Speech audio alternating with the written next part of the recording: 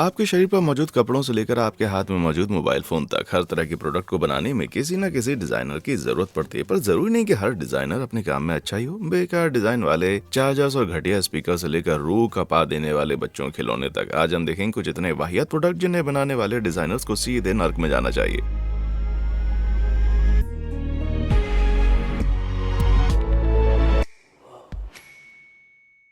Apple वाले भले ही आज टेक जगत के भगवान बन चुके हैं, पर उन्होंने भी डिजाइन में बहुत सारी गलतियां की हैं। उन गलतियों में सबसे ऊपर आता है कंपनी का वायरलेस मैजिक माउस। ये बहुत ही बढ़िया गैजेट है, बस इसके चार्जिंग फीचर में एक गड़बड़ी है, क्योंकि सॉकेट माउस के नीचे ये मौजूद है। नतीजा ये हुआ कि चार्जिंग करते वक्त माउस को जरा भी यूज नहीं किया जा सकता।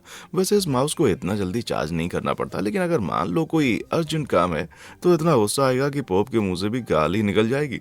पर ये माउस एप्पल वालों की इकलौती गलती नहीं है। एप्पल पेंसिल सेकंड जनरेशन एक बहुत ही महंगा और हाईटेक प्रोडक्ट है, जो कि टच स्क्रीन चलाने में यूज होता है और 2018 के बाद वाले आईपैड प्रो मॉडल्स के साथ भी ये चल जाती है। ये पेंसिल एक मैग्नेट के जरिए टैब के बगल में चिपक जाती है और वायरलेस रूप से चार्ज होती रहती है। लेकिन इस पेन की फर्स्ट जनरेशन इतनी अच्छी नहीं थी, उसमें मैग्नेट नहीं होता था और उसे आईपैड की लाइटिंग बोर्ड में लगाकर चार्ज किया जाता था, जहाँ हल्की सी भी गड़बड़ी होने पर पेंसिल टूट सकती थी। इतना ही नहीं, साथ में उसका नन्हा सा ढक्कन खो जाने के बाद खतरा बना रहता था। इस तरह हमने अच्छे से साबित कर दिया है कि एप्पल की डिजाइनिंग टीम के कुछ सदस्य पक्का नर्क में जाने वाले हैं। लेकिन ऐसी घटिया टेक डिजाइन लॉजिटेक के Z333 स्पीकर्स में देखने को मिलती है। एक कस्टमर ने पाया कि ऊपर वाला छोटा स्पीकर सिर्फ देखने के लिए था और महज गोंद से चिपका हुआ था। लेकिन ईमानदारी से कहा जाए तो लॉजिटेक वालों ने डब्बे की महीन लिखावट में बता दिया था कि ऊपर लगा स्पीकर सिर्फ देखने के लिए। पर कंपनी ने इसको लगाई क्यों भाई? आखिर क्यों? मकसद क्या था? ये तो रही हार्डवेयर डिजाइन की बात। सॉफ्टवेयर डिजाइन की दुनिया में तो अलग ही खेल चल रहा है भाई। पहला एग्जांपल एंटी नोटिफिकेशन। ये फेसबुक और दूसरे सोशल मीडिया एप्स द्वारा इस्तेमाल किया जाने वाला एक नया पैंतरा है, जहां कस्टमर को बिना मतलब की नोटिफिकेशन भेजी जाती हैं, जिससे उनका कोई भी लेना देना नहीं होता। मसलन वाह फैक्ट ने अभी अभी प्रोफाइल पिक्चर अपडेट की है, या वाह फैक्ट फलानी पोस्ट पर कमेंट करता है। इस तरह की नोटिफिकेशन हमारे फेसबुक फ्रेंड से जुड़ी होती है, ना कि हमसे, और ये हमें ऐप खोलने के लिए उकसाने के लिए भेजी जाती है। पर कंपनी आखिर ऐसा क्यों करती है? पैसा बाबू भैया पैसा। हमारी फेसबुक फीड तरह तरह के एडवर्टाइजमेंट से भरी होती है, जिन्हें कंपनियां फेसबुक को पैसा देकर चलवाती हैं। फेसबुक अपने पास मौजूद हमारे डेटा की मदद से हमें ज्यादातर हमारे मतलब के ऐड दिखाती हैं। CNBC की माने तो साल 2018 में फेसबुक के $55.8 बिलियन के टर्नओवर का 99% हिस्सा एडवर्टाइज चलाने से आया था। फेसबुक वाले जानते हैं कि बिना मतलब की नोटिफिकेशन देखकर customer anti notification option on करने के लिए ऐप खोलेगा और फिर काफी देर तक स्क्रॉल करता रहेगा। ध्यान रहे, आपकी एंटी नोटिफिकेशन सेटिंग का असल मकसद होता है मार्क जुकरबर्ग को और ज्यादा अमीर बना देना। मैं यूट्यूब का कमाया खाता हूँ भाई, और कहते हैं कि जिस थाली में खाते हैं उसमें कभी छेद नहीं करते, लेकिन दर्शकों तक सच पहुंचाना मेरा फर्ज है। और अफसोस कि यूट्यूब भी अपने प्लेटफॉर्म पर कई बार भारी डिजाइन गड़बड़ियां करते हुए पाया गया है। जैसे कि यूट्यूब ऐप पर विज्ञापनों की संख्या बढ़ती जा रही है। कुछ एड वीडियोस तो कंटेंट वीडियोस की तरह होते हैं और अपने आप ही प्ले होकर आधे से ज्यादा स्क्रीन घेर लेता है। वहीं कभी कभी किसी चैनल की वीडियोस को ओल्डेस्ट फर्स्ट के हिसाब से सॉर्ट करने का ऑप्शन हटा दिया जाता है। क्या कंपनी जानबूझ के यूजर्स को सता रही है? यहाँ तक एडवर्टाइज का सवाल आता है तो ऐसा जरूर मुमकिन है। यूट्यूब $11.99 का एक monthly premium subscription plan offer करता है, जिसमें यूट्यूब म्यूजिक और डाउनलोड्स के साथ साथ एड फ्री फीचर भी होता है। तो कंपनी अगर आपको हद से ज्यादा एडवर्टाइज दिखाकर परेशान करेगी तो जाहिर है आप प्रीमियम प्लान खरीद लेंगे। प्रीमियम के एड भी बड़े शातिर होते हैं।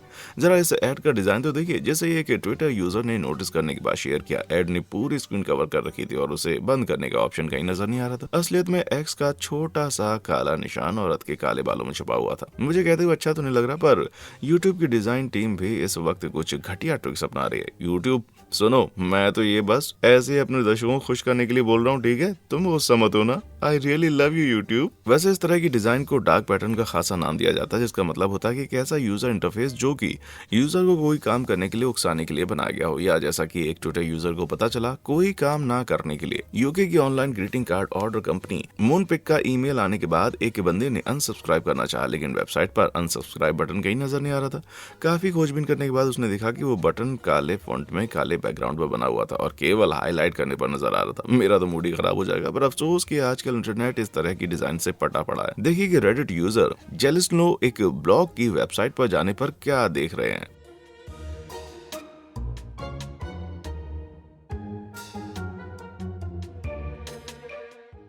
काफी शातिराना है ना। कस्टमर जब अपनी कुकी चॉइस को सेट करना चाहता है तो ऑप्शन बदल जाता है, जिससे एक्सेप्ट ना करना इम्पॉसिबल हो जा रहा है। शुक्र है कि वेबसाइट ने अब ये गलती सुधार ली है, पर अपने ओरिजिनल रूप में तो ये वाकई घटिया डिजाइन के चरम पर था।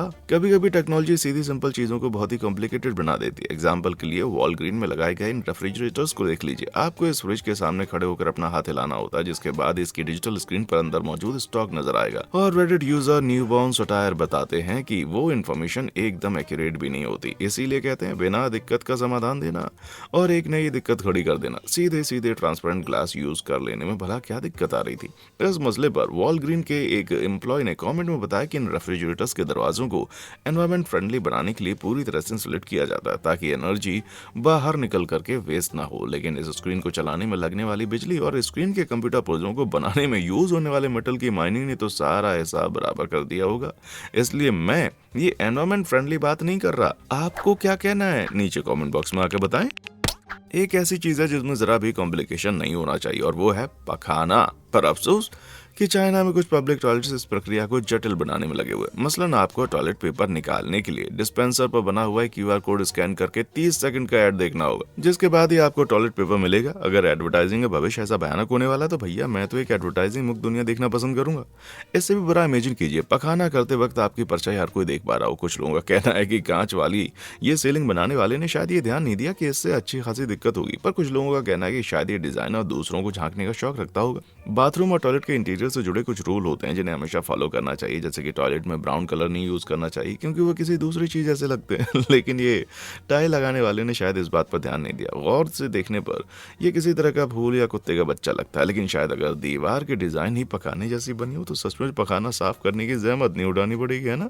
आजकल हर कोई एनवायरमेंट फ्रेंडली बनना चाहता है और कंपनियां जानती हैं वो अपने प्रोडक्ट को एनवायरमेंट फ्रेंडली बनाकर बहुत अच्छा खासा मुनाफा कमा सकते हैं। इसीलिए इस साल अर्थ डे सेलिब्रेशन के दौरान लॉरियल ने अपने बायोलॉज शैम्पू रेंज को पूरी तरह से रिसाइकल्ड कार्डबोर्ड की बोतल में पैक करके पेश किया। ऊपर से तो ऐसा ही लग रहा था, पर कार्डबोर्ड की परत के नीचे प्लास्टिक की एक बोतल मौजूद थी।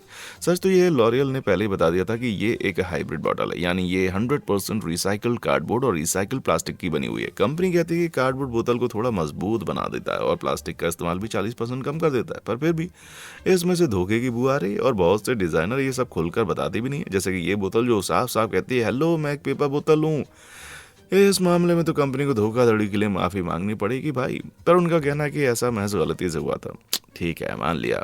अगली बार किसी पार्टी में खुद को कोई मशहूर हीरो बताकर इंट्रोड्यूस करने के बाद भी मैं बस यही बहाना बनाना चाहूंगा। प्लास्टिक का बेमतलब इस्तेमाल की बात चली रही है, तो अगर आपने ये नहीं देखा तो समझिए कुछ नहीं देखा। साल 2016 में होल फूड्स ने संतरा छीलकर उसे प्लास्टिक के डब्बों में पैक करके बेचने का महान काम शुरू कर दिया। काश की संतरे में कोई कुदरती कवर होता ताकि उसे प्लास्टिक के डब्बे में ना पैक करना पड़ता। हाँ, क्या कह रहे हो? कंपनी को इस काम के लिए बहुत आलोचना झेलनी पड़ी, बिल्कुल। और अंत में उन्होंने माफी मांगते हुए कहा कि संतरे को उसके नेचुरल कवर यानी छिलके में छोड़ना ही बेहतर रहेगा। वाह भाई, किसी ने कंपनी वालों को ये आइडिया पहले क्यों नहीं दिया। हर कोई बड़े से घर में रहना चाहता है, पर सच्चाई यह है कि ज्यादातर लोगों को उम्मीद से कम जगह में काम चलाना पड़ता है। शुक्र है कम जगह को अच्छे से यूज करने के कई तरीके होते हैं, जैसे कि बेड के नीचे का स्टोरेज, दीवार पर लगी हुई मेज या किचन के कोने में छिपा हुआ टॉयलेट। रेडिट की माने तो ये अनोखा सा किचन टॉयलेट रशिया के एक अपार्टमेंट में स्थित है। इस अजीब गरीब टॉयलेट के बारे में ज्यादा इन्फॉर्मेशन मौजूद नहीं है, पर मैं यही उम्मीद कर रहा हूँ कि ऐसा मजबूरी में किया गया होगा, ना कि किसी डिजाइन चॉइस के तहत। जहाँ आपने अभी अभी पखाना किया हो उसी जगह के ठीक बगल में अपना खाना या नाश्ता बनाने की बात मुझे जरा भी नहीं बच रही है। तो क्या हो गया भाई, कमोड में एयर फ्रेशनर तो लगा ही रहता है ना। इतना तो साफ है कि कम जगह में काम चलाने के लिए बहुत दिमाग लगाना पड़ता है, लेकिन जरूरी नहीं कि ऐसे सारे आइडियाज अच्छे हों। एग्जांपल के लिए किचन के काउंटर से जुड़ी हुई एक सीढ़ी को ले लीजिए। सोचिए भला कौन सा ऐसा डिजाइनर होगा जिसे आइडिया एकदम सही लगा होगा। कुछ भी हो, उसका हाइजीन स्टैंडर्ड तो जरूर एकदम जीरो रहा होगा। सोचिए जरा, वहीं पर खाना बन रहा है, वहीं बगल में कोई जूतों की धूल उड़ाते हुए सीढ़ी से उतर रहा है। हद है। हाइजीन की बात अलग, पर वो किचन इस्तेमाल करने लायक भी नहीं था। लेकिन यही चीज इस अगले किचन के बारे में नहीं कही जा सकती। एक रेडिट यूजर ने पाया कि बेहद छोटा सा एक किचन एक रियल एस्टेट वेबसाइट पर एक मॉडर्न किचन बताकर बेचा जा रहा था, जिसका लेआउट बहुत ही शानदार और जगह बहुत ज्यादा है। लेकिन इस किचन की सबसे बड़ी बात है इसके डिशवॉशर की पोजीशन। मेरे ख्याल से जगह बचाने के लिए डिशवॉशर पहले फिट किया गया होगा, फिर उसके बाद काउंटर का टॉप लगाया गया होगा। इस एंगल से तो लग रहा है कि उस वॉशर तक जाने का रास्ता बिल्कुल भी ठीक नहीं है। और मान लो अगर ये खराब हो जाए तो मरम्मत के लिए उसे बाहर कैसे निकालेंगे? क्या बात है, लोग इतने आलसी हो चुके हैं कि इस तरह के वाहियात किचन बनवा लेंगे, लेकिन खुद अपने हाथों से बर्तन ना ना ना वो नहीं धोएंगे। लेकिन रियल एस्टेट एडवर्टाइजिंग में इससे भी बुरे मामले देखने को मिलते हैं। एग्जाम्पल के लिए कोरिया में स्थित एक मकान की एडवर्टाइज देखिए। पहली नजर में आपको लगेगा इस मकान में एक बड़ा सा स्विमिंग पूल भी शामिल है, पर असल में ये एक महज कैमरामैन की चतुराई है। माना कि शैतान बहुत मेहनत करता है, पर ये रियल एस्टेट डीलर्स उससे भी कहीं ज्यादा आगे हैं और शैतान से भी बुरी नीयत में काम करते हैं। गुमराह करने वाले एडवर्टाइज लगभग हर इंडस्ट्री में यूज किए जाते हैं और फूड और ड्रिंक इंडस्ट्री में भी मामला कुछ ऐसा ही। एग्जाम्पल के लिए मशहूर ब्रांड बडवाइजर भी कई बार मिसलीडिंग पैकिंग करते हुए पाया जा चुका है। अब इस डब्बे को ले लीजिए, जिसे देखकर लगता है कि इसके अंदर बियर के 10 कैन होंगे, पर असलियत में डब्बे में 16 आउंस वाले महज 8 कैन है। नीचे छोटे अक्षर में लिखा है ये 8 कैन 12 आउंस वाले 10 कैन से थोड़ा ज्यादा है, पर मुझे नहीं लगता ये जानकारी किसी के भी काम आने वाली। इसी तरह स्पेक पर लिखा हुआ है 16 बोतल, जबकि असलियत में अंदर केवल 12 बोतल मौजूद है। स्पेनिश चिप्स का ये पैकेट तो और भी बुरा है, जो दावा करता है कि इसमें 0 सैचुरेटेड फैट, 0 सोडियम और 0 शुगर है। अगर आप इसका 0 ग्राम खाएं तो रेडिट पर एक डिजाइनर ने बताया कि शायद एक ब्लैंक टेम्पलेट रहा होगा ये, जिसे गलती से प्रिंट कर दिया होगा और कंपनी के डिजाइनर को अपनी नौकरी भी गंवानी पड़ी होगी, क्योंकि इस तरह की गलतियां उससे खड़े हुए कानूनी पचड़े में काफी ज्यादा पैसे खर्च करवा देती हैं। प्रिंटिंग में होने वाली गलतियां अलग, लगता है पैकेट के अंदर मौजूद सामान भी धीरे धीरे कम हो रहा है, जैसे इंटरनेट की भाषा में श्रिंकफ्लेशन कहा जाता है। ये एक ऐसा पैंतरा है जिसे कंपनियां महंगाई के दौरान अपने प्रोडक्ट के दाम स्थिर बनाए रखने के लिए इस्तेमाल करती हैं, जिसमें वे प्रोडक्ट की मात्रा या साइज धीरे धीरे कम कर देते हैं। यानी हमें अपने पैसे के बदले कम सामान मिलता है और कभी कभी तो कुछ कंपनियां पैकेट का साइज छोटा करने के साथ साथ प्रोडक्ट का दाम भी बढ़ा देती हैं। एग्जाम्पल के लिए गेटोरेड को ले लीजिए। कंपनी ने अभी हाल ही में अपनी बोतल को फिर से डिजाइन किया और बताया कि ये नया डिजाइन पकड़ने में ज्यादा आसान रहेगा, पर ये नहीं बताया इसमें प्रोडक्ट की मात्रा भी 14% कम हो चुकी है। जी हाँ, पहले 32 आउंस हुआ करती थी, अब महज 28। लेकिन सारी कंपनी अपनी चाल इतनी चोरी छुपे नहीं चलती। यकीन ना हो तो जापानी स्ट्रॉबेरी मिल्क या इचिगो मिरुकू को देख लीजिए। इसका ग्लास देखिए, लेकिन इस इचिगो में ज्यादा मिरुकू नहीं है, क्योंकि स्ट्रॉबेरी सिरप महज कप पर छपा हुआ है। इस रेडिट पोस्ट के कमेंट सेक्शन में एक यूजर ने बताया कि वो जापान में रहते हैं और ये ड्रिंक सचमुच स्ट्रॉबेरी जैसा ही टेस्ट करता है, पर साथ ही चेतावनी दी है कि इस तरह की धोखाधड़ी वाली पैकिंग के मामले में जापान काफी आगे है। इस बनाना मिल्क का केस भी वैसा ही है, जो देखने में तो लबालब भरा हुआ लग रहा है, लेकिन असलियत में ज्यादातर प्रोडक्ट सिर्फ पैकेजिंग पर छपे हुए हैं। पर ऐसा नहीं है कि फूड और ड्रिंक इकलौती ऐसी इंडस्ट्री है जहां कस्टमर का नुकसान कराकर पैसे बचाने की कोशिश की जाती है। एयरलाइन भी ऐसी है, एक इंडस्ट्री जहां इस तरह की चीजें खूब जमकर खाई जाती हैं। अब जरा इसको देखिए, डिजाइनर को एलेजांद्रो न्यूनेस, उसने एयरप्लेन के इकोनॉमी क्लास के लिए कैसी अनोखी कुर्सियां डिजाइन की हैं। उनका ये डिजाइन प्लेन को डबल डेकर बना देता है ताकि एयरलाइंस हर फ्लाइट में ज्यादा से ज्यादा लोगों को बिठाकर फ्लाइट मैक्सिमम मुनाफा कमा सके। लेकिन कस्टमर ने इसको बहुत बुरे रिव्यूज दिए और कहा कि इसमें तो लोगों का दम घुट जाएगा, इसलिए डरने की जरूरत नहीं है, क्योंकि हमें इस तरह की सीट में फिलहाल तो सफर नहीं करना पड़ेगा। अब एक दूसरे तरह की डिजाइन फॉल्ट की तरफ चलते हैं, जहां कभी कभी प्रोडक्ट हूबहू किसी दूसरे प्रोडक्ट की तरह दिखने लगते हैं। जैसे ये लगता है कि सोडा की बोतल है, पर असल में ये है पेंट रिमूवर। बोतल का जूस जैसा रंग और कोल्ड ड्रिंक जैसा ढक्कन देखकर तो लग रहा है मानो इसे डिजाइन करने वाला जीनियस जानबूझकर चाहता हो कि लोग इसे सोडा समझे, ना कि एक बेहद घातक जहरीला प्रोडक्ट। अगला मामला उतना घातक तो नहीं पर दिलचस्प उतना ही है। वाटर कूलर की बोतलों के लिए रंगों की चॉइस तो देखिए भाई साहब, कितनी लाजवाब है, मन ताजा हो जाएगा, है ना। अब जरा एक विवादास्पद डिजाइन की तरफ बढ़ते हैं। जरा इस M&M के डब्बे पर नजर डालिए, जहां एक स्टिकर की गलत पोजीशन बहुत ही बेहुदा पोज दे रही है। पर घबराने की जरूरत नहीं है, क्योंकि स्टिकर हटाते ही साफ हो जाता है कि दोनों बंदे मिलकर चॉकलेट बना रहे हैं, कुछ और नहीं कर रहे। पर फिर भी मैं समझ नहीं पा रहा कि ये डिजाइनर ने ऐसे ही पोज क्यों चुना। और ये प्रोडक्ट बहुत सारे पैक्स पर बना होता है। मुझे तो लगता है कि ये प्रोडक्ट बनाने वाला ही कुछ डिजाइनर्स ने जानबूझकर ऐसी बदमाशियां की हैं। अब बढ़ते हैं इंटीरियर डिजाइनिंग की तरफ। बताइए, अगर आपको कमरे में एक रेडिएटर लगाना हो और वो कुछ ज्यादा ही बड़ा निकल आए तो आप क्या कहेंगे? जाहिर कोई भी नॉर्मल इंसान उस रेडिएटर को लौटा कर एक छोटा साइज ले आएगा। लेकिन बंदे ने थोड़ा हट के किया, या कहिए कि कमरे से बाहर जाकर सोचते हुए बड़े साइज की रेडिएटर को फिट करने के लिए अपनी दीवार में सीन लगा दी। तो फिर रेडिएटर लगाने का फायदा क्या हुआ मेरे भाई? इस परफेक्ट सी दीवार में ये भद्दी गड़बड़ी आखिर किस कमबख्त ने की? शायद वहां दीवार में कोई पाइप या तार रहा हो, जिसकी जगह न बदल पाने के चलते दीवार को ऐसा बनाना पड़ा हो। लेकिन अगर ये मेरा घर होता तो मैं उस सॉकेट को उठाकर कहीं और लगवा देता, पर इतनी परफेक्टली दीवार पर पैटर्न कभी ना डिस्टर्ब करता भाई। फोटोशॉप, लग जाओ काम पर। वाह भाई, हाँ अब बहुत बढ़िया लग रहा है। एक्सपेक्टेशन वर्सेस रियलिटी की वो गुदगुदाने वाली तस्वीरें और मीम तो हमने जरूर देखे होंगे। उदाहरण के लिए वॉलमार्ट में बिकने वाले पेनी वाइज द क्लाउन के इस कॉस्ट्यूम को देख लीजिए। फिर से एक्सपेक्टेशन और रियलिटी में जमीन आसमान का फर्क है। वैसे सच कहूं तो ये कॉस्ट्यूम तो ओरिजिनल कैरेक्टर से भी ज्यादा डरावनी लग रही है। जैसे इतना काफी नहीं था। जब ये कॉस्ट्यूम टिकटॉकर लिल मामी सिम के हाथ में लगी तो देखिए उन्होंने इसे पहनकर कैसा धमाल मचाया।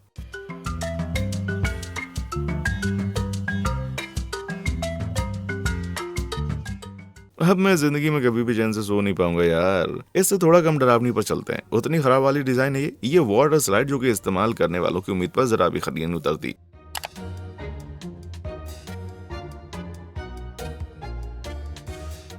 जी हाँ, अंत बड़े ही झटके वाला रहा होगा। मुझे लगता है कि ये शायद जानबूझकर बनाया गया एक सेफ्टी फीचर है, क्योंकि स्लाइड के जस्ट बाद एक पूल है जिसमें ज्यादातर समय लोग तैरा करते हैं। लेकिन मेरा मन तो कर रहा है कि जैसे उस स्लाइड में बैठकर सीधे आसमान की तरफ उछाल दिया जाऊं। King of YouTube report of the week की जुबानी कहा जाए तो My disappointment is immeasurable and my day is ruined.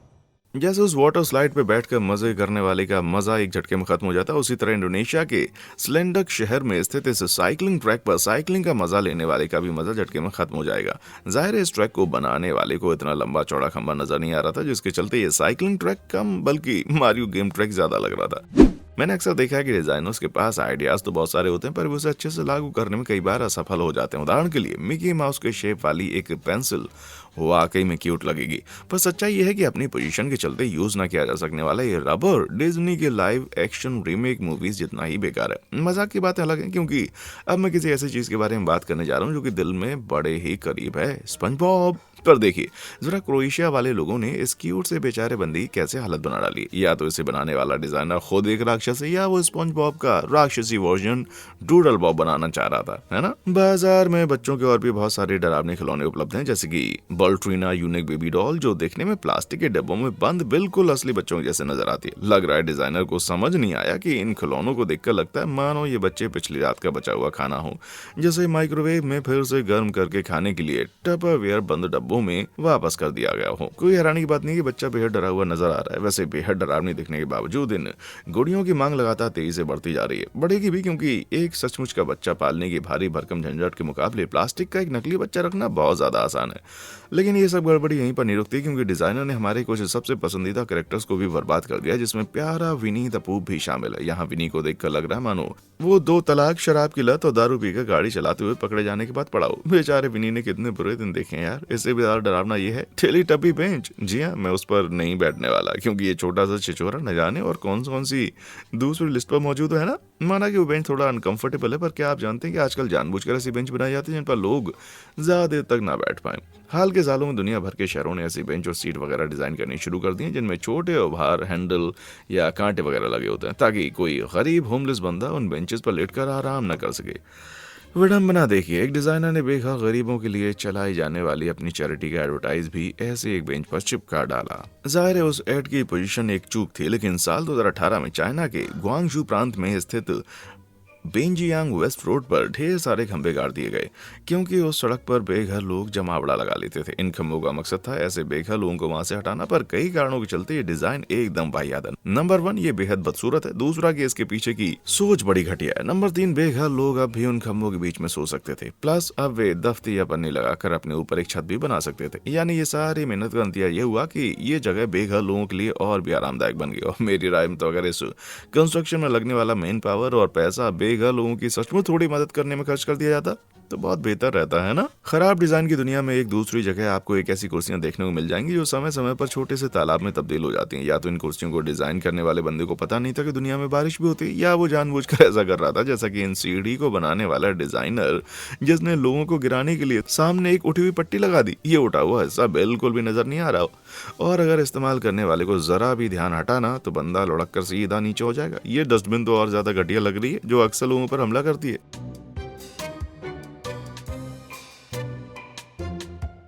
Dustbin को जगह पर बनाए रखने वाला फ्रेम और डस्टबिन का ढक्कन बिल्कुल एक जैसे नजर आते हैं, इसलिए डस्टबिन का ढक्कन खोलने वाले लोग अक्सर गलती से फ्रेम खोल देते हैं और अंदर मौजूद सारा का सारा कचरा एक झटके में उनके ऊपर आ जाता है। घटिया डिजाइन का अगला एग्जांपल है लोगों को सुकून पहुंचाने के लिए बनाए गए एक पॉडकास्ट की असली हकीकत। Welcome to the relaxing White Noise podcast. White noise and nature sounds in 8-hour uninterrupted episodes. जाहिर है ये पॉडकास्ट सुनने वालों को इतना भी सुकून नहीं पहुंचता। बेचारा बच्चा एकदम से डर कर चौंक गया। बेचारे को कभी ना कभी तो पता चलना ही था ये दुनिया बेहद घटिया डिजाइन वाले प्रोडक्ट से भरी पड़ी है भाई। अब तक तो साफ हो ही गया कि बुरे डिजाइन का नतीजा ज्यादा ही बुरा हो जाता है। एग्जाम्पल के लिए बस एक साइड पर छपे इस ऐड को देख लीजिए, जो देखने में एकदम नॉर्मल लगता है, लेकिन बाद में समझ आता है इस बेचारी औरत की आंखें स्लाइडिंग खिड़कियों पर बनी हुई हैं। ये मोहतरमा तो देखते ही देखते एक डॉक्टर से किसी भूत में तब्दील हो गई, और ऐसा अक्सर देखने को मिलता है। इस सिचुएशन में भी ऐसा हुआ है, पर एक बेबी के साथ ये शक्ल तो ऐसी है कि माँ के अलावा कोई दुलार ही ना कर सके। इस बेचारी औरत के साथ तो और बुरा हुआ। देखिए तो जरा, दरवाजे की हैंडल ठीक बेचारी के स्तनों पर लगी हुई, जिन्हें देखकर ऐसा लगता है मोहतरमा ने बड़ी बड़ी पियर्सिंग पहन रखी हूँ। इतना ही नहीं, सोचिए अगर किसी बंदे को औरतों के सामने दरवाजा खोलने की जरूरत पड़ जाए तो बेचारा कितना शर्मसार होगा। जी नहीं, मैं उसकी एनिमेशन नहीं दिखाने जा रहा। चलिए आगे बढ़ते हैं। रपुंज़ेल के पास जादुई बॉल थे, पिनोकिया अपनी बड़ी नाक कर सकता था, और सिंड्रेला अपनी गर्दन लंबी कर सकती थी। कम से कम बच्चों की कार सीट पर लगे इस एडजस्टेबल हेडरेस्ट को देखकर तो यही लगता है। मुझे लगता है डिज्नी वालों को लॉन्ग नेक सिंड्रेला नाम से एक रीमेक मूवी निकाल देनी चाहिए। अभी थोड़ा संवेदनशील किस्सा है। एक डिजाइनर ने देश के वॉर हीरोज को श्रद्धांजलि देने के लिए देशभक्ति वाली की रिंग बनाने की कोशिश की। बंदे की नीयत तो बहुत अच्छी थी, लेकिन डिजाइन को एग्जीक्यूट करने में थोड़ी सी गलती हो गई, क्योंकि सैनिकों के सर में एक सुराख देखकर ज्यादातर लोगों को जाहिर है अच्छा तो फील नहीं होने वाला था, भले ही ऐसा गलती से हुआ हो। लेकिन वाहियात डिजाइन का अगला एग्जाम्पल पूरी तरह से जानबूझकर बनाया गया था। अंडे की सफेदी और जर्दी अलग करने वाला ये प्रोडक्ट अमेज़न पर $12 में बिकता है, और देखने में ऐसा लगता है किसी बूढ़े आदमी की नाक से ढेर सारी गंदगी टपक रही हो। तो आप कैसा अंडा खाना पसंद करेंगे, नाक वाला या जर्दी वाला? हाँ, उम्मीद है आपको बेकार डिजाइन के एग्जाम्पल देखने में मजा आ रहा होगा, इसलिए आपको गुदगुदाने के लिए पेश है स्टूपिड डिजाइन के कुछ और भी एग्जाम्पल। सबसे पहले तो ये होशियार बंदा जिसे पता नहीं क्या सोचकर अपनी पैर पर नाई की जूते का टैटू बनवा डाला। जरा देखिए सही, ये देखने में कितना ज्यादा भद्दा और वाहियात लग रहा है।